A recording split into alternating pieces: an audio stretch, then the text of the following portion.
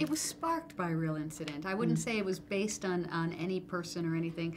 It was sparked by a very brief encounter I had with a little child who had a very significant craniofacial difference. And, you know, it just got me thinking a lot about what it must be like to face a world that doesn't know how to face you back, you know, and I started writing from maybe as a point of exploration or atonement, because I didn't love the way I'd handled that situation that day. I'm not sure, but I started writing that very night.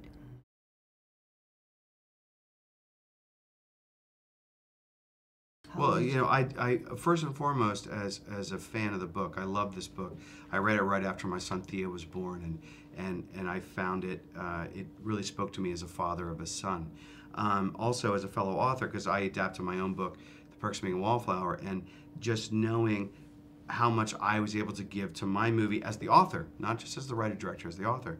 I knew that I had an invaluable resource with RJ. So I would bother her constantly. I ran everything by her. We talked about casting, we talked about script, we talked about really everything, the cut, the music, everything. And I knew that if I was able to please RJ, that I would be able to please the audience.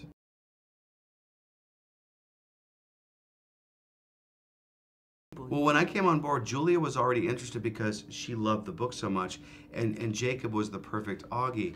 After I came on board, we auditioned many people and found Isabella Vidovich, who was fantastic as Via, and then Owen was a fun idea. We thought, you know, we all love Owen Wilson. He's so funny and he's so charming and warm, and I thought that I just had an instinct that his humor and his warmth, and also knowing what a fine actor he is, would be a very, very surprising addition as Nate.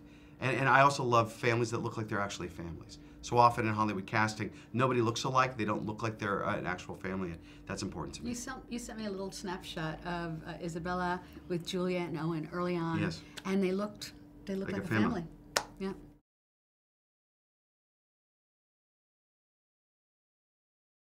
It was hard at times because, you know, as they say, don't make a movie with children, dogs, or makeup, and we had all of them. But you know, I love actors, and kids are great, and my only rule to the kids were know your lines.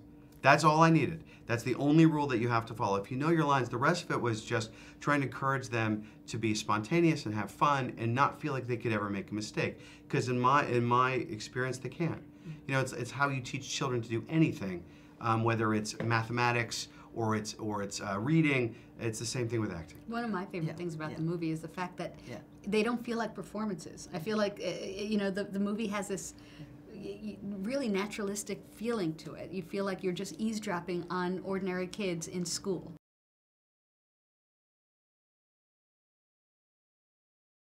Hi, this is Steven Chbosky, the director of Wonder. And I'm RJ Palacio, the author of the book Wonder. And we would love for you to see our film Wonder coming out soon. Domo arigatou gozaimasu.